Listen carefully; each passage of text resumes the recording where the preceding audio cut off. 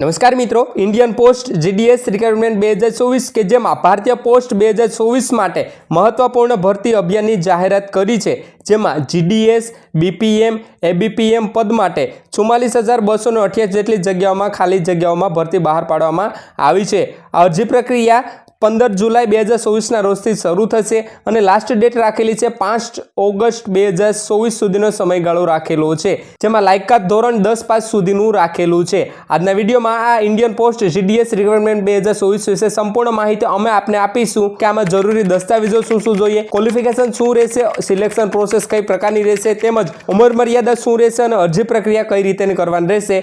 સંપૂર્ણ પોઈન્ટ ઉપર ડિટેલમાં અમે આપને જણાવીશું। બસ વિડીયોના અંત સુધી બન્યા રહેજો। ચેનલ પર નવા હોય તો વિડીયોને લાઈક અને ચેનલને સબસ્ક્રાઇબ કરવાનું ના ચૂકશો। તો મિત્રો સૌપ્રથમ જાણી લઈએ કે ઇન્ડિયન પોસ્ટ જીડીએસ રિક્વાયરમેન્ટ 2024 વિશે।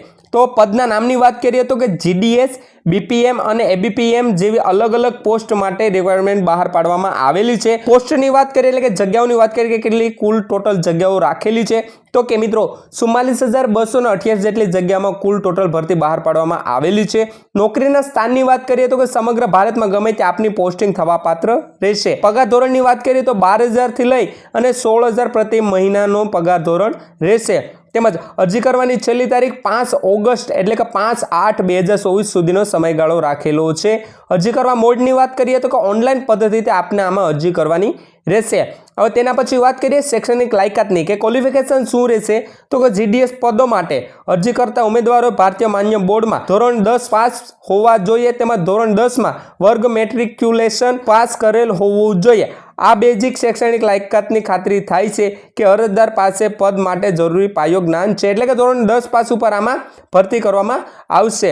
ત્યારબાદ મિત્રો વાત કરીએ ઇન્ડિયન પોસ્ટ જીડીએસ રિક્વાયરમેન્ટ 2024 ની અરજી ફીની કે અરજી ફી કેટલી રહેશે તો મિત્રો જનરલ, ઓબીસી અને ઈડબ્લ્યુએસ ને કેટેગરીના કેન્ડિડેટ માટે 100 રૂપિયા ફી રાખેલી છે, જ્યારે એસસી, એસટી અને પીડબ્લ્યુડી ના કેટેગરીના કેન્ડિડેટ માટે વિનામૂલ્યમાં અરજી કરી શકશે।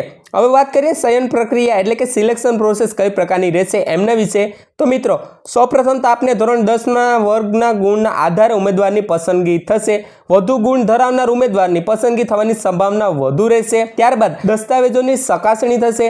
આ તબક્કા દ્વારા બધા પૂરા પાડવામાં આવેલ માહિતીની ચોક્કસ અને સત્ય ચકાસવામાં આવશે। તેના પછી મેડિકલ ફિટનેસ ટેસ્ટ રહેશે, જેમાં ઉમેદવારના પદની માટે ફિટનેસ નિશ્ચિત કરવા માટે મેડિકલ પરીક્ષણ એટલે કે પરીક્ષા દેવાની રહેશે, એટલે મેડિકલ ટેસ્ટ રહેશે। આ 3 સ્ટેજમાં આપનું સિલેક્શન પ્રોસેસ થઈ જશે। ત્યારબાદ વાત કરીએ મિત્રો દસ્તાવેજોની કે ઇન્ડિયન પોસ્ટ જીડીએસ રિક્વાયરમેન્ટ 2024 માટે જરૂરી દસ્તાવેજો શું જોશે તો અરજદારનો ફોટો અને સિગ્નેચર જોશે, તેમજ ધોરણ 10ની માર્કશીટ જોશે। એસએસસીનું પ્રમાણપત્ર ન હોય તો જન્મ તારીખનો દાખલો અથવા તો સર્ટી કોઈ પણ એક ચાલશે। તેમજ કોમ્પ્યુટરનું પ્રમાણપત્ર જેમને લાગુ પડતું હોય તેમને જો હોય તો દેવાનું રહેશે, બાકી ચાલશે। તેમજ સમુદાય પ્રમાણપત્ર જો લાગુ પડતું હોય એમને તો આટલા ડોક્યુમેન્ટની જરૂર પડશે। તેના પછી વાત કરીએ ઉંમર મર્યાદાની કે વય મર્યાદા કેટલી રહેશે આમાં તો કે ઓનલાઈન અરજીની છેલ્લી તારીખના રોજ ઉમેદવારની ઉંમર 18 વર્ષથી 40 વર્ષની વચ્ચે હોવી જોઈએ। આ ઉંમર મર્યાદા યુવાનો અને વધુ અનુભવ ધરાવતા બંને માટે નિષ્પક્ષ તક પ્રદાન કરે છે।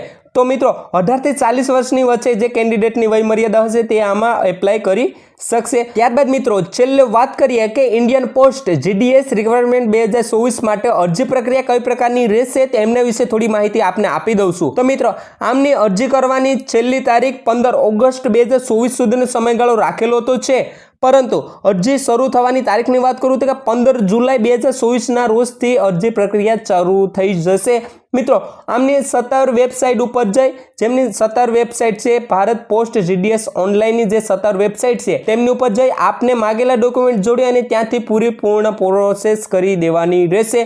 તો મિત્રો બસ આ જ હતું ઇન્ડિયન પોસ્ટ જીડીએસ રિક્વાયરમેન્ટ 2024 કે જેમાં 44,228 જેટલી બિગ ભરતી બહાર પાડવામાં આવી છે ભારતીય પોસ્ટ વિભાગ દ્વારા। તો મિત્રો જે પણ કેન્ડિડેટ 10 પાસ પછી એક્ઝામ દીધા વગર જે જોબ કરવા માંગતો હોય તેમના માટે સારી એવી તક છે। ધોરણ 10 પાસ ઉપર સિલેક્શન પ્રોસેસ થવાનું છે, જેમાં પગાર ધોરણ પણ આકર્ષક રાખેલો છે।